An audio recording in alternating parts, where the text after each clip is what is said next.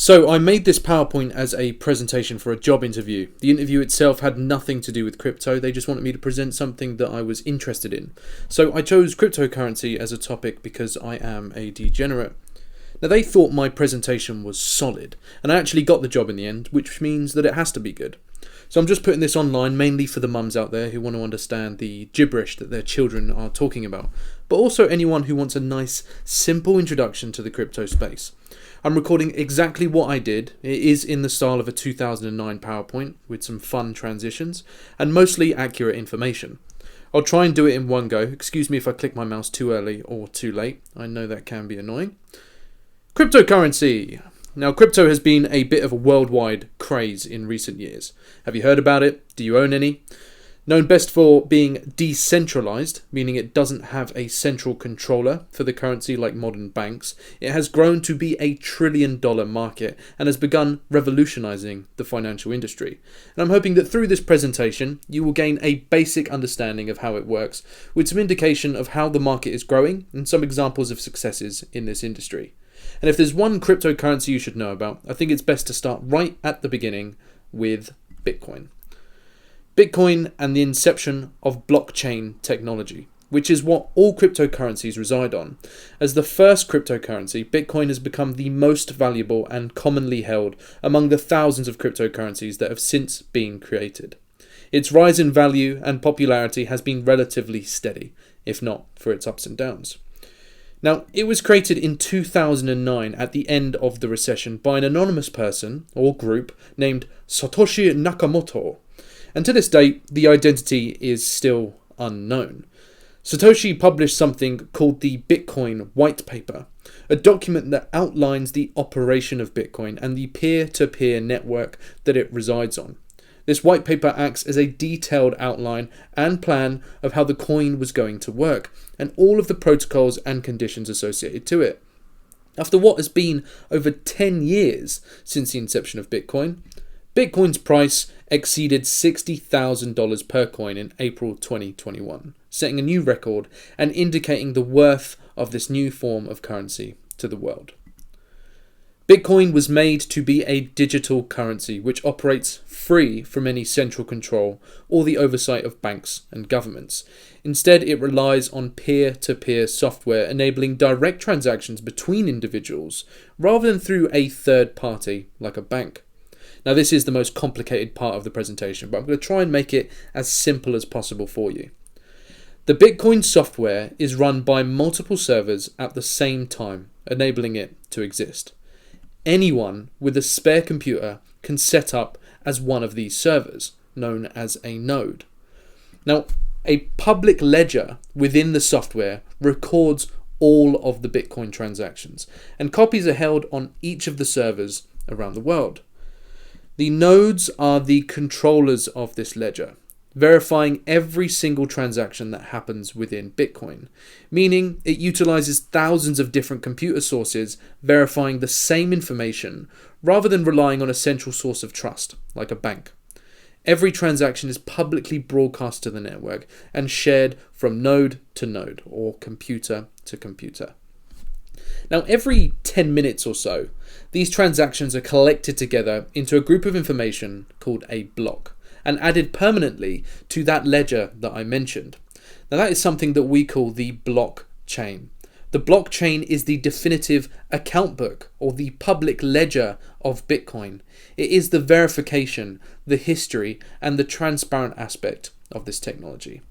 And the authenticators or miners who take the blocks of information verified by the nodes and perform the computations and complicated stuff necessary to add the transactional information to the blockchain are rewarded in Bitcoin for maintaining the network. So, when we talk about blockchain, we're talking about a chain of information that is constantly being added to with authorization from every node or computer in the network. And because of this mass verification, we cannot manipulate, forge, or delete this information. Are there any questions about how this works? Well, I can't answer them because it's a video, but feel free to leave a comment. Now, is it safe? Without getting into ridiculous details, yes. The network behind Bitcoin is actually based on this really complicated SHA-256 algorithm designed by the United States National Security Agency. Now, cracking this for all intents and purposes is impossible, as there are more possible private keys or passwords that would have to be tested than there are atoms in the universe. Now, you might not believe it, but trust me, the maths checks out. Now, in theory, an attacker could gain control over half of the nodes or computers that are operating the network, and input the consensus that I own all the coins. But with an estimated 100,000 all around the globe, it is a little impractical. The most famous use of Bitcoin comes to its first transaction. The network had been running for about 3 years. However, no one had actually used any Bitcoins yet to purchase anything, making them essentially worthless in the real world.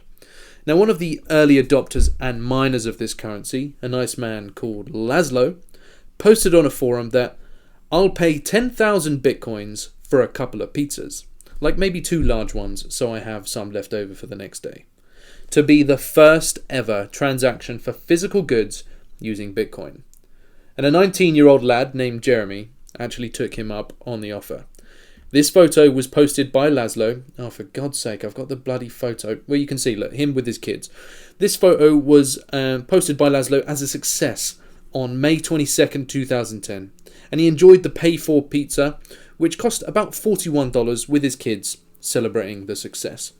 Now, with one Bitcoin at its highest value in 2021 being worth over $60,000, if Jeremy had kept his 10,000 Bitcoin and never sold until this high, they, or these pizzas right here, would have been worth over $600 million. Bloody hell.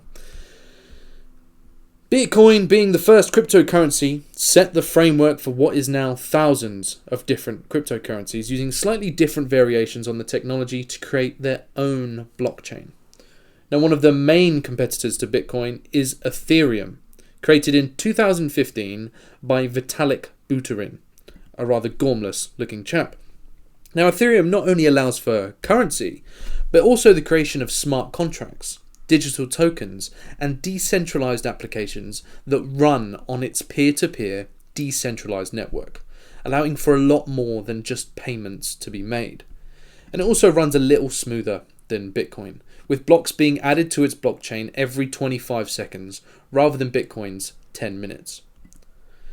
And it's important to understand how we calculate the public value of a cryptocurrency. How do we compare Bitcoin to Ethereum and how valuable it is in the public eye? Now, this is done with something called market cap. Okay, Bitcoin is valued currently at around $20,000 per coin, a third of what it was last year, as the market has currently crashed, something known as a bear market. Anyone heard of a bear market before? A bear market basically signifies a market that is underperforming. If it was peaking and rising, it would be a bull market. It's just simple terminology. You'll get your head around it eventually. But anyway, Ethereum is priced roughly at $1,500, which would make you think that Bitcoin is worth 15 to 20 times more, which is not true. Now, to understand where they both stand, we need to know a little more. We need to know the supply. Now, there are 20 million Bitcoins in circulation and around 120 million Ethereum. So when we times each one's individual value by the supply, it shows us the market cap, which is the value of all the coins. This would make the market cap of Bitcoin $400 billion and the market leaders, $400 billion, making Bitcoin the market leaders, and Ethereum a close second of $180 billion. Okay? Let's have a look at a real chart. Here's a real one, which shows the top 5 cryptocurrencies and how they display their information. Now, this can be confusing for people who don't understand, but hopefully, with the information I just shared with you, you should be able to understand this chart. We can see the individual price per coin here. We can see the market cap here of Bitcoin and Ethereum, and we can see the supply. So there's 20 million Bitcoins and, like I said, 120 million Ethereum. And you can extrapolate this to pretty much any coin that's out there and get a good understanding of what's going on. Storing your crypto. Just like traditional currency, your crypto can be purchased at an exchange and then stored. But unlike anything physical, it is stored in a digital wallet. Just like you would have mobile banking. There are hundreds of wallet providers out there, and they are typically protected by a 12-word password. This is a digital key that is given for every wallet created. This key, due to the amount of words available in the dictionary and the possible 12-word combinations in this world, leads to a much more sophisticated way of protecting your information than the typical password we use today. But it is only as safe as you can protect it. And a lot of people have had their money stolen from them. Not because the crypto itself is hackable, but because they've left their private keys and passwords on a document on their computer and let the hackers waltz right in and compromise their holdings. Don't be that guy. Now let's take a look at some of the pros and cons of being involved in this crypto market. Pro number 1, high risk, high reward. Now with a new currency being adopted by millions of people, there is the potential for unbelievably high reward for any investor. As I mentioned earlier, if those 10,000 bitcoins spent on a Papa John's pizza were kept as an investment, it would have returned $600 million. That's a 60,000 times return on your investment. The blockchain is inherently secure. It is the decentralized data storage ledger that tracks every transaction undertaken on it. Once you make an entry into the blockchain, it can never be erased. And with the blockchain and software stored across multiple computers, thousands even, no hacker can access the entire chain in one go. Any information stored in it is safe and safe for good. A more fair and transparent financial system. Right, I need a drink. Okay, sorry, apologies. There we go. Our current financial system revolves around third-party intermediaries who process transactions. The banks, the big boys. Now this means if you make a transaction, you're placing your trust in them. And the recession of the early 2000s made a lot of people wonder if that was a good idea because people lost a lot of money due to their banks going bust. Now the blockchain and cryptocurrencies offer an alternative. They can be viewed by anyone, anywhere. There is trust in how the system works, as it is transparent, and you can make transactions with no intermediaries whatsoever. 24/7 trading. Another advantage that cryptocurrencies have over banks is that the crypto markets are always open. You don't have to wait for the Nasdaq or any other exchange to start trading for the day if you want to buy, sell, or trade crypto. Now this has actually made such an impact that even regular stock exchanges are looking into the option of trading outside of regular banking hours as well. Now let's move on to some of the cons. Understanding crypto takes a lot of time and a lot of effort. It can take a while to get your head around, as I'm sure you can tell. If you're not a digital person, the concept of cryptocurrency, let alone the blockchain, can be very confusing.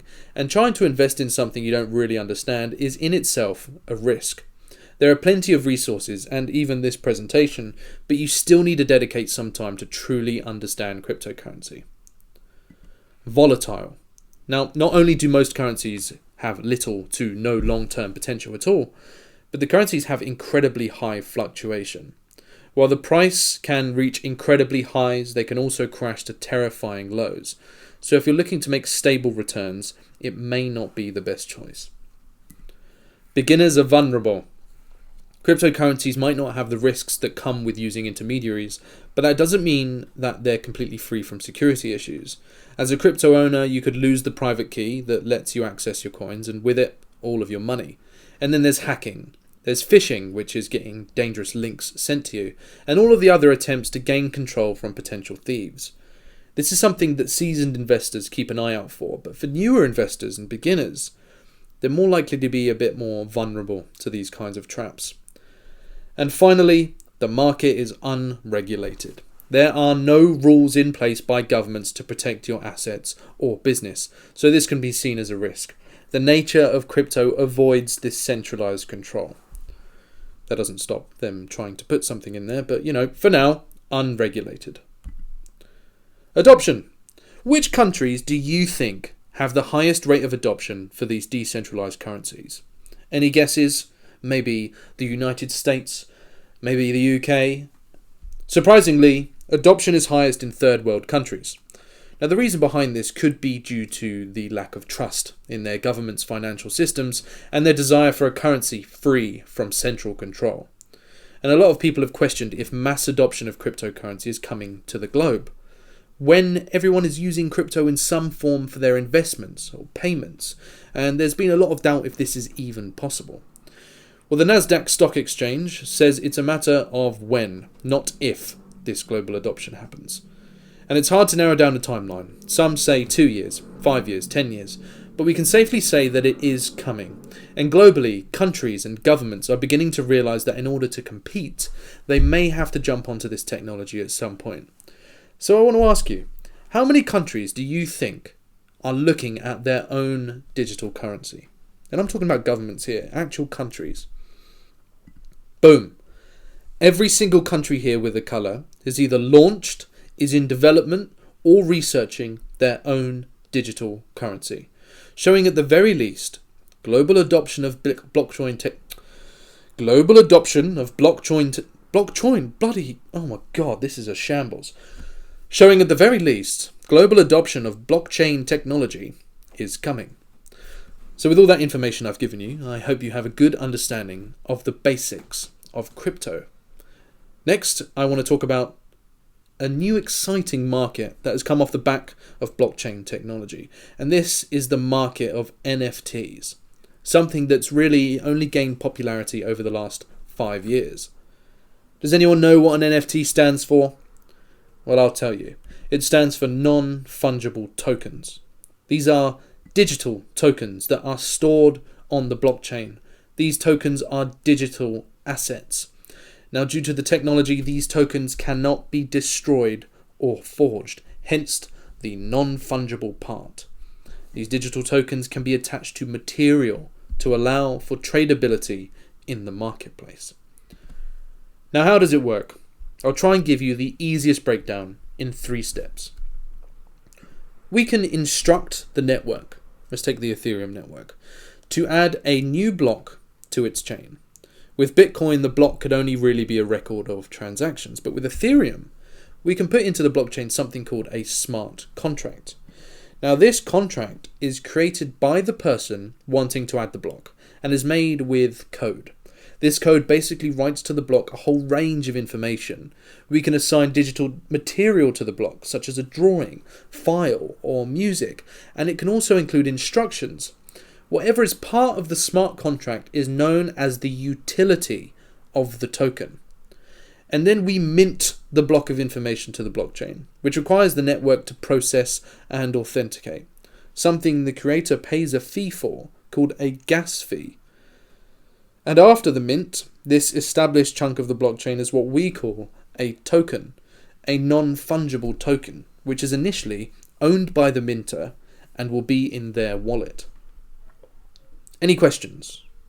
Write them down in your comments because this is a video once again.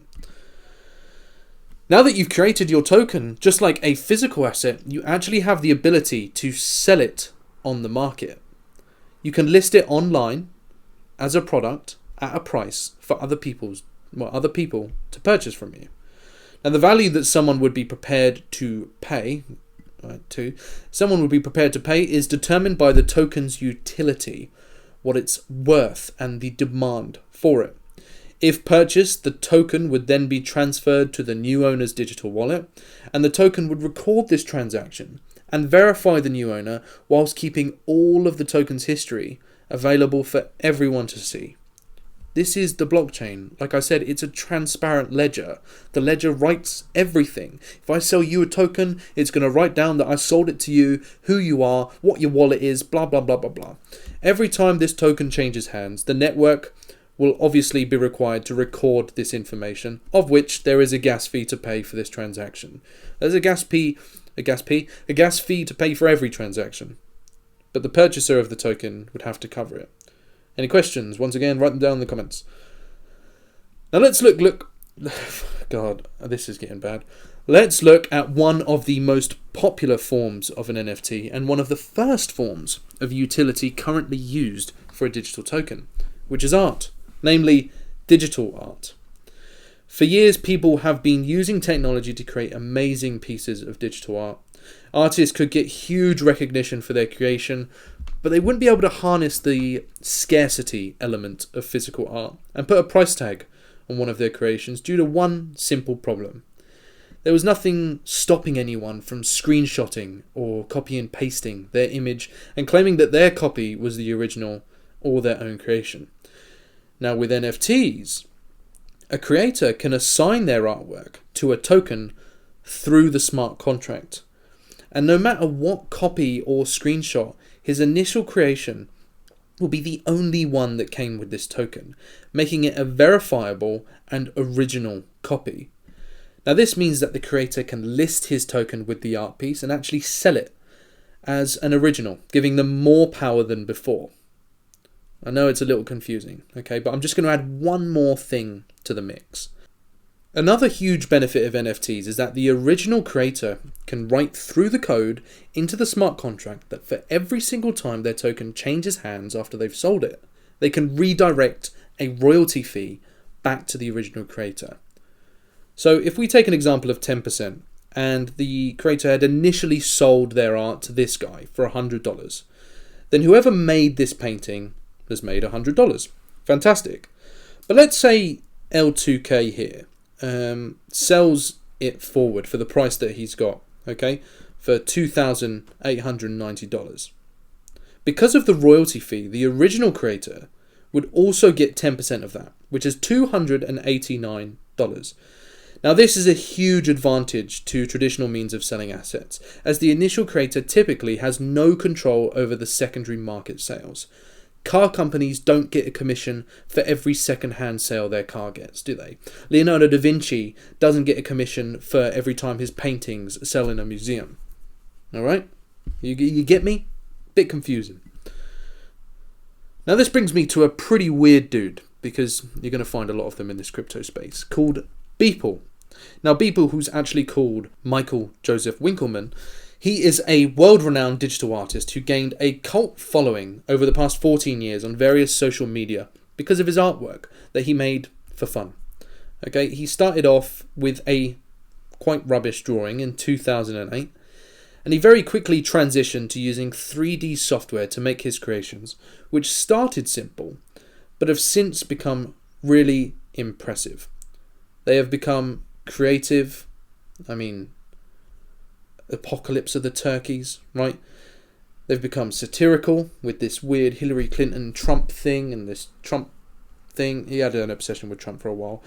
And then really weird ones like the titled Kim Jong Jackson. But the incredible thing is that Mr. Winkelmann over here managed to make one of these artworks every single day for 14 years. And when someone told him that his NFTs were a thing... Oh my god, too far.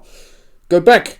Okay, and when someone told him that NFTs were a thing only in 2019, he decided to give the idea of selling his art as exclusive NFTs a go.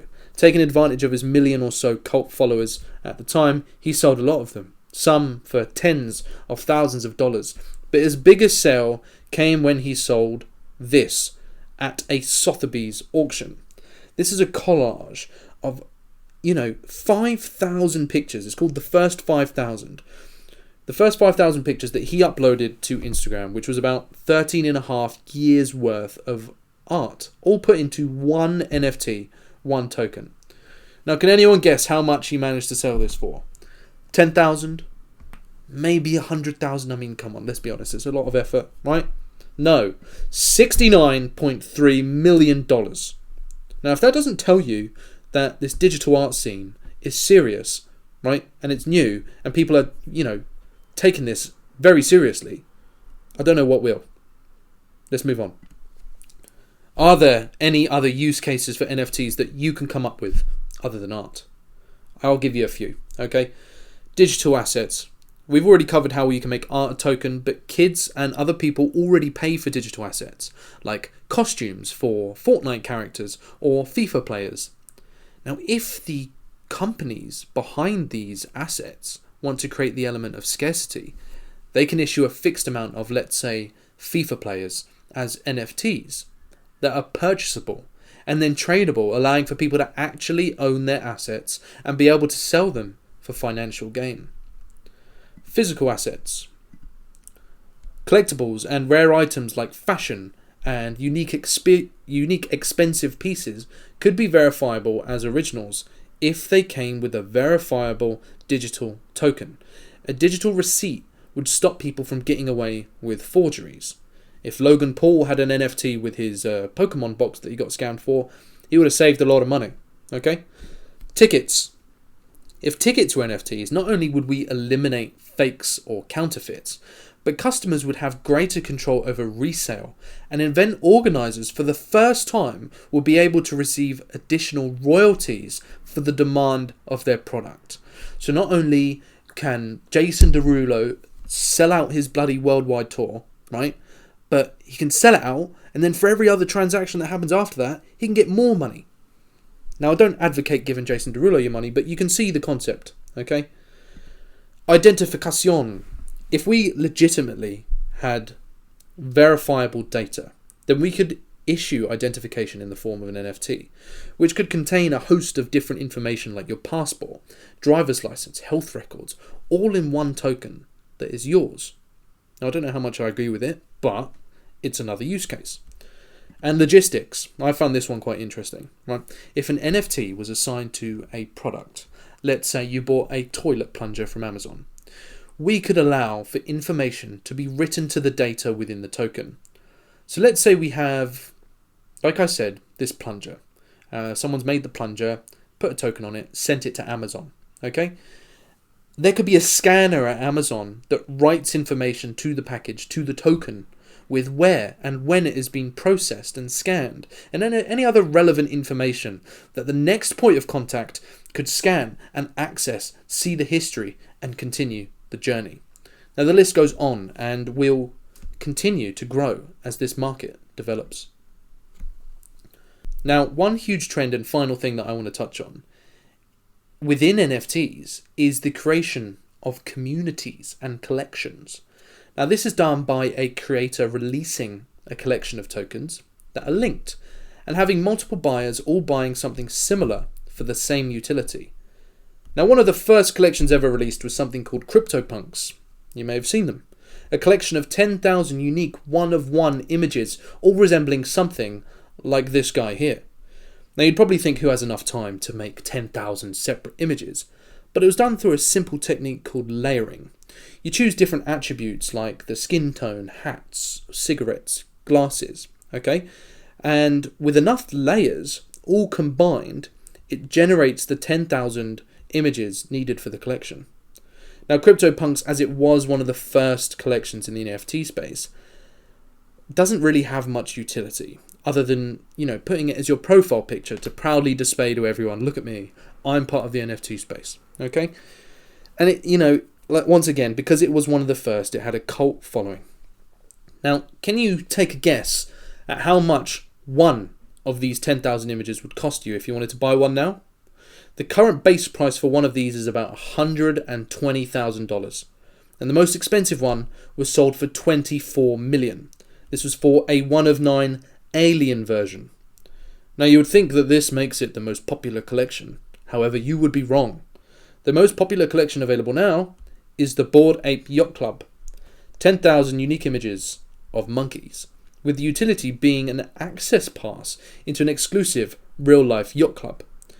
It grew in popularity for its celebrity status with owners like Snoop Dogg and the potential to be able to party with the stars. And the company behind them, Yuga Labs here, there they are, quickly realised that they're making a whole bunch of money. So they made more tokens for the space, allowing owners to buy a mutant serum and turn their apes into mutants, like this one here, which opened up another 20,000 profit-making tokens. And then a kennel club, to buy another 10,000 dogs for your ape. I know, it's ridiculous. And even recently, 100,000 plots of land for their upcoming digital game, right? They have made unspeakable, unfathomable amounts of money. And the most expensive token that they sold was a mutant serum, okay? This is the concoction that turns your mutant into a super mutant. Turns your ape into a super mutant. And this mutant serum, which was a level 3 serum, right? I know it doesn't make much sense, went on auction for $3.6 million and created this. Lovely, isn't it? Just amazing. Yeah. The Bored Ape Yacht Club is the largest brand in the NFT space, and the company behind them, Yuga Labs, there they are, has been valued at well over $1 billion. Now, some other successful projects are Axie Infinity, currently the biggest game using NFT technology, allowing players to trade in-game assets and characters, etc. And the Sandbox, a huge amount of virtual land divided into individual plots, of which some of the biggest celebrities and even the biggest companies have plots for hundreds of thousands of dollars each. Okay? It's bonkers. The market is huge, and the size has been valued at over $40 billion. It's probably way more, okay? Valuations just keep rising. The market between 2020 and 2021 grew by 131 times, and an astonishing 70% of people still don't have a clue what an NFT even is. So I think that you can agree that this market is here. The technology supports incredible growth and innovation, and there is nothing that we can do to stop it. For my interview, which was a sales role, I pretended that this was the first of 5 lessons that I had created to add a little sales twang to the end of my presentation. And this is how I said it, right? So I went, I hope you've enjoyed learning with me on this free lesson. We've actually come together to create 5 useful introductory lessons to help you become successful in this market, taking the blockchain further, investing in growing projects, utility maximized, and finally, project creation to help you learn the tools that you will need to take advantage and make profit in this space. Now you can get access to all 5 presentations for a one-off fee, £49, or you can become a member to get access to 20 plus lessons and our social feed, as you can see here, which I've just screenshotted and taken off the internet from Crypto News, with the latest updates for £10 a month. And I want to ask you, which one of these methods do you think suits you best, right? That's the alternative close, okay? I'm not giving them an option to say no. Which one's best, okay? And I'll also welcome any questions. That was it, right? Not bad, eh? I actually got the job, and I hope that this video has helped you understand the crypto space. Now you can follow me on @MrMajor, spelt with a 4 and a 0. And if you do follow me, send me a DM saying that you were guided by my amazing presentation. And I'm actually working to release my own company one day, and I truly believe I'm going to offer amazing value and real life utility to the world. And I hope that you can support me. Farewell.